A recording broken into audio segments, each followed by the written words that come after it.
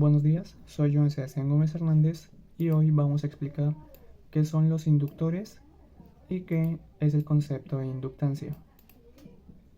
Podemos definir un inductor, como estos dos que tienen en la imagen, como un elemento pasivo que hace parte de un circuito eléctrico y cumple la función de almacenar energía en su campo magnético, generado por este alambre de espiras, como pueden ver en ambas. En cierta forma, el inductor se representa en un plano de esta manera, con el dibujo de las espiras. Y por su función podríamos compararlo con un capacitor, como tal, ya que ambos cumplen la función de almacenar energía. Pero la diferencia es que el capacitor almacena energía en su campo eléctrico, generado por estas placas, mientras que los inductores generan energía en el campo magnético, generado por sus espiras. Podemos dividir un inductor en dos partes fundamentales. La primera sería su alambre conductor, como podemos ver, que va enrollado en forma de espira. Y su segunda parte sería su núcleo, el cual, como podemos ver aquí, puede ser una barra o puede ser esta circunferencia en forma de dona. El núcleo cumple la función de aumentar el efecto inductivo que genera el inductor, vale la redundancia. Y esto puede variar dependiendo de su material, digamos. Puede ser en vacío, puede ser un metal o puede ser otro tipo de material, dependiendo de lo que se necesite. Como podemos ver en este dibujo, cuando a un inductor se le suministra una intensidad de corriente constante, este se comporta como si sufriera un cortocircuito. En sí lo que vemos es que al tener una intensidad constante, el voltaje inducido sobre el inductor será igual a cero. Además, el campo magnético generado por las espiras y su núcleo se mantendrá constante ya que no sufrirá cambios. O sea, si el campo eléctrico antes era nulo o era muy pequeño, no se verá afectado por la corriente eléctrica constante. Ahora, si la corriente eléctrica que suministramos es variable respecto al tiempo o lo que se conoce como corriente alterna, esto tendrá el siguiente efecto. El voltaje inducido sobre el inductor ahora sí tendrá un valor diferente a cero. Además, esto generará una corriente inducida, que podemos ver acá, que es contraria a la corriente inicial que es suministrada por una fuente. Además de este efecto, el campo magnético que tienen estas espiras se verá afectado y podrá ser creciente o decreciente. Además, el campo magnético que se genera alrededor de este cuando está en un proceso creciente tiene cierto límite. Al llegar a su máximo, o sea que ha alcanzado su máximo almacenamiento de energía, el voltaje inducido sobre este mismo se convertirá otra vez en cero.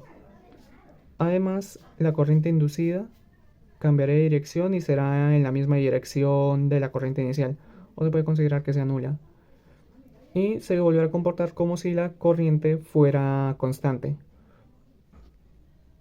Como podemos ver, esto se sustenta utilizando la ley de Faraday, ya que el voltaje inducido tendría una correlación con el diferencial de flujo de campo eléctrico sobre su diferencial de tiempo. Y bueno, el campo eléctrico, al ser constante, su diferencial será igual a cero. Y al ser variable, su diferencial podrá ser creciente o decreciente, dependiendo de en qué sentido vaya. Ahora vamos a definir qué es la inductancia. Como tal, teóricamente la podemos tener como una medida que nos permite determinar la oposición que se genera al cambio de corriente eléctrica que fluye a través del inductor. Utilizando la ley de Lenz, podemos definir lo siguiente. La inductancia se remarca en el sistema internacional con la letra L. No, así no es. Ahora, utilizando la ley de Lenz, podemos definir lo siguiente. La inductancia se remarca con la letra L.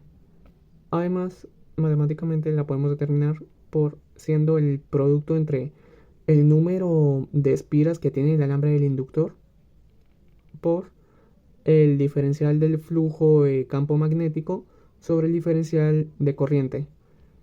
Esta unidad de la inductancia se define con heronios, el cual, al ser flujo de campo eléctrico sobre corriente, es equivalente a Webers divididos en amperios.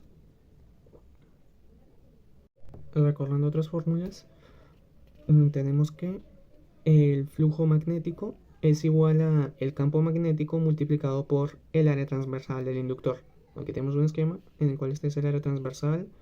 Aquí podemos representar una de sus espiras y la longitud del inductor. Bueno, además recordemos que el campo magnético puede ser equivalente a la permitividad de su material multiplicada por, bueno, su número de espiras sobre esta longitud, y esto multiplicado por la corriente eléctrica que pasa a través de su alambre. Ahora, reemplazando estas fórmulas, esta del campo magnético y teniendo el área transversal, podemos decir que es equivalente a esto. El flujo magnético es igual a la permitividad multiplicada por el número de espiras dividido en la longitud por la intensidad de corriente por el área transversal. Y ahora, pasando la intensidad de corriente o corriente eléctrica al otro lado de esta ecuación, tenemos lo siguiente: la permitividad por el número de espiras dividido en la longitud del inductor multiplicado por su área transversal. Y pasando esto a una diferenciación, tenemos esta fórmula. Así que podemos ir acá y reemplazar estos valores para hacer una nueva fórmula de la inductancia. Teniendo esta fórmula, bueno, la tenemos así y simplemente vamos a reasignar los valores y nos queda igual a la permitividad del material por el número de espiras al cuadrado por el área transversal, y todo esto dividido sobre la longitud del inductor.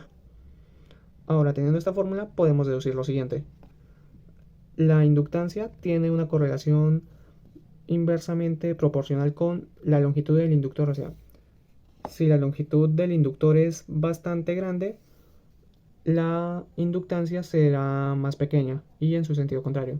Y además tiene una relación directamente proporcional con su número de espiras y su área transversal. O sea, que si las espiras del inductor tienen más cantidad, son muchas más espiras, o el área transversal del mismo es más grande, tendremos que la inductancia tendrá un mayor valor, ya que es proporcional a estas. Podemos concluir que el concepto de inductancia y los inductores son una parte fundamental para la electrónica moderna, ya que con estos podemos almacenar una considerable cantidad de energía en un espacio reducido. Y digamos, eso para la industria actual y futura es algo fundamental, ya que con el avance tecnológico se espera que los dispositivos eléctricos cada vez necesiten consumir más energía. Y al desarrollar o encontrar nuevos materiales y nuevas formas de almacenar y hacer el uso de esta energía más eficiente, se busca satisfacer la demanda actual y futura, además de mejorar la calidad de vida de las personas. Gracias por su atención y espero verlos pronto.